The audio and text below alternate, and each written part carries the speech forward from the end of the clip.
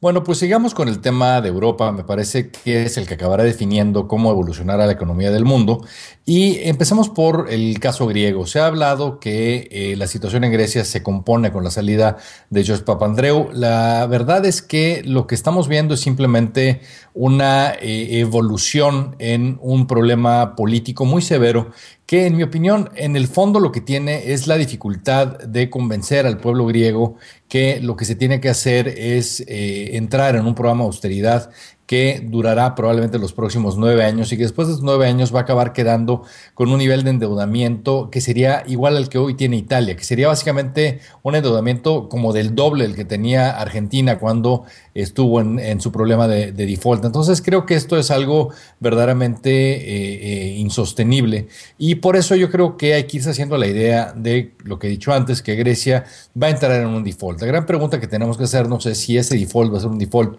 ordenado o va a ser precipitado por la situación interna griega. Y yo creo que es del interés de los miembros de la eurozona el buscar que sea una salida ordenada, porque de lo que ocurra aquí se sentarán precedentes para otras posibles salidas de la eurozona. Hay algunos temas que son de enorme importancia que tienen que ver con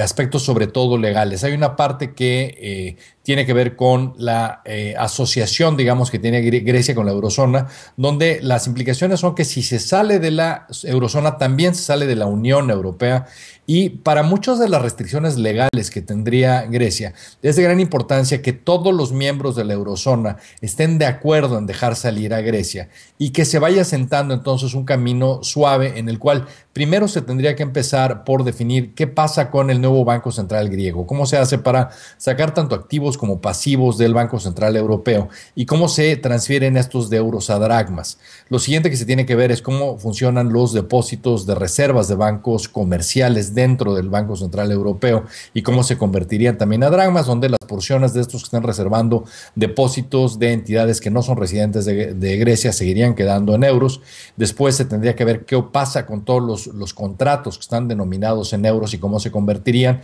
Gradualmente tendría que haber una moneda físicamente que empiece a circular, que lo que se dice que en la primera etapa serían probablemente euros con un sello específico en lo que se imprimen nuevos dracmas y posteriormente se tendrían que dracmatizar, si ese fuera el término, todos los depósitos del público que están en bancos comerciales. Me parece que estos pasos son muy complicados debido a que la gente no es tonta y se daría cuenta de que lo que hoy tiene depositados son euros se va a acabar convirtiendo y que esta será una moneda que necesariamente se va a devaluar muy pronto, por lo cual podríamos tener una serie de corridas contra los bancos, por lo cual tiene que planearse esto con mucha antelación y hacerse muy bien para evitar este tipo de problema. Lo que es un hecho también es que de cómo evoluciona esto, países como Portugal podrían también tener corridas en sus propios bancos, por lo cual esto es un tema por demás delicado. Ahora, los ojos de todo el mundo ahora están puestos mucho más en Italia. El caso italiano se estuvo rumorando sobre una posible salida de Silvio Berlusconi. La verdad que me parece que en este tema también se está manejando esta a la ligera y la razón de que crea que Berlusconi va a hacer hasta lo imposible por cuando menos durar hasta el próximo año es que él hoy tiene una alianza con la Liga del Norte de Italia, de la cual el líder Umberto Bossi ha estado apoyando a Berlusconi. Y es del interés de ambos partidos políticos que no salir, digamos, en estos momentos, porque si ellos acabaran saliendo, lo que acabaría pasando sería que el presidente de Italia, Giorgio Napolitano, seguramente nombraría a un gobierno provisional. Este gobierno provisional sería seguramente de un corte tecnócrata, eso le gustaría probablemente a los mercados, alguien que entrara básicamente a proponer una serie de reformas necesarias en este momento para Italia, pero lo que preferirían tanto Bossi como Berlusconi sería que si la salida o la coalición se rompiera hasta el año que entra, esto probablemente llevaría a que Napolitano ya no nombrara un gobierno provisional, sino que ya llamara a elecciones, lo cual le da al menos un nuevo acceso, digamos, a los partidos que están saliendo o que estarían saliendo del poder. Por eso es poco probable que veamos una salida de Berlusconi prematura Y lo que tenemos que preguntarnos es qué pasa económicamente con Italia si se insiste, digamos, en mantener las alianzas actuales hasta principio del año próximo. Lo que estamos viendo es que la deuda italiana está cotizando en los mercados a tasas de alrededor de 6,5% a 10 años. Un bono alemán está en tasas como del 1,8. Básicamente se está acercando a puntos en donde es muy difícil mantenerla, particularmente considerando que Italia probablemente va a tener crecimiento negativo, la economía italiana el año próximo. Y tenemos que considerar que estamos hablando de un acervo de deuda de casi 2 millones de euros, donde alrededor de 300 mil millones de esta deuda se tiene que renegociar el año próximo, por lo cual está Italia en una situación más que delicada. En el caso de España también hay temas políticos importantes, hay elecciones el 20 de noviembre, parece un hecho que el PP va a acabar ganando y los ojos de todo el mundo estarán puestos en ver cómo evoluciona la negociación del Partido Popular hacia los gobiernos provinciales. Los grandes problemas fiscales españoles no están tanto a nivel federal como provincial y las provincias tendrían que hacer enormes concesiones de enorme peso político para que se aliviara la situación fiscal y en la medida en que esto no ocurra, España empezará a entrar también en un proceso de complejidad en los mercados económicos. Es un hecho que en cierta forma Francia ha perdido enorme credibilidad en las últimas semanas. La deuda francesa está cotizando también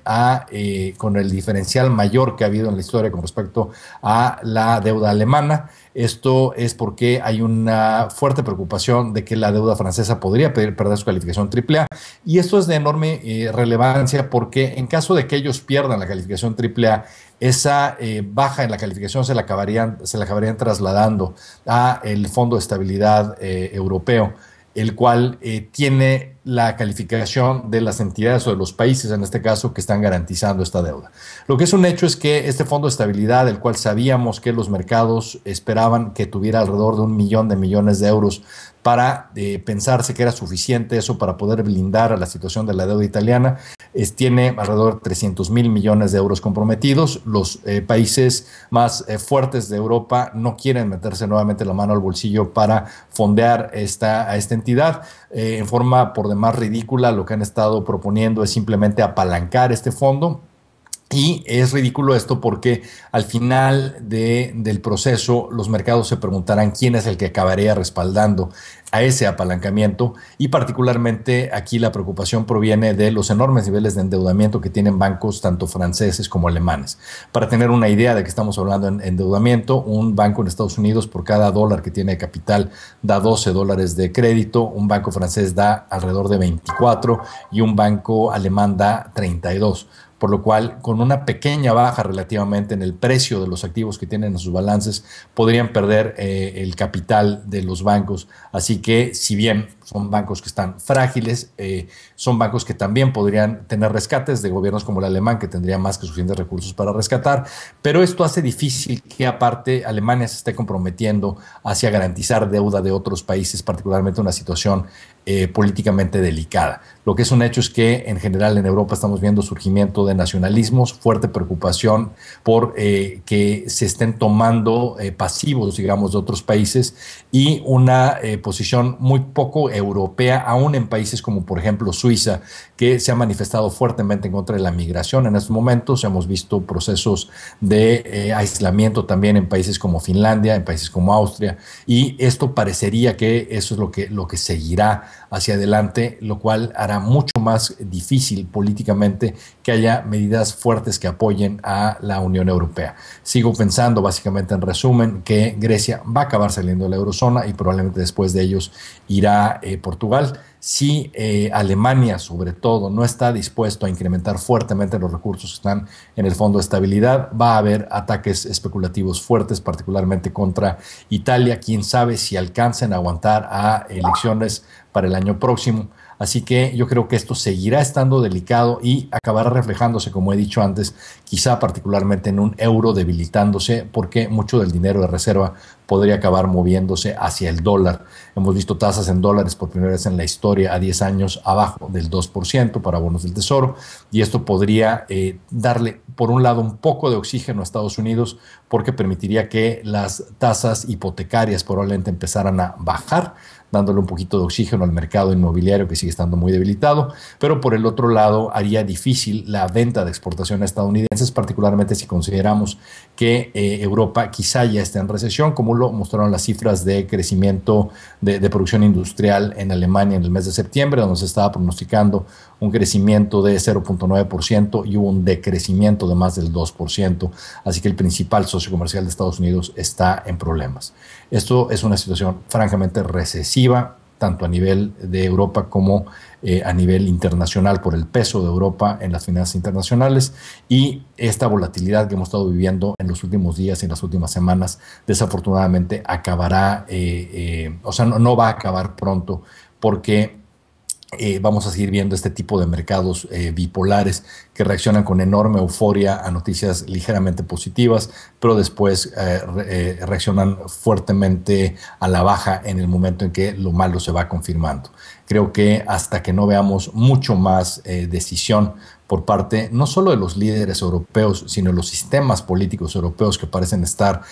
realmente doblando las manos, hasta que no veamos señales claras de eso, no hay ninguna razón para estar optimistas Europa. Hasta la próxima.